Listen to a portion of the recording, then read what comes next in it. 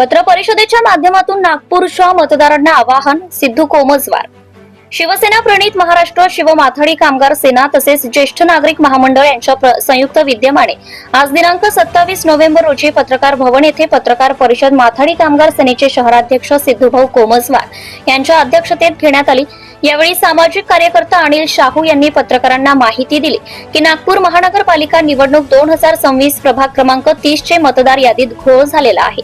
प्रभाग 30 मधील मतदार यादीची नावे प्रभाग क्रमांक 32 मध्ये स्थानांतरित केल्या गेले. या संदर्भात त्यांनी पत्रकारांना माहिती दिली आहे. सदर पत्र परिषद नागपूरच्या मतदारांना या विषयावर जागृत करण्यासाठी पत्रकार परिषदेच्या माध्यमातून जागृत करण्यासाठी ज्येष्ठ नागरिक अनिल शाहू यांनी पुढाकार घेतलाय.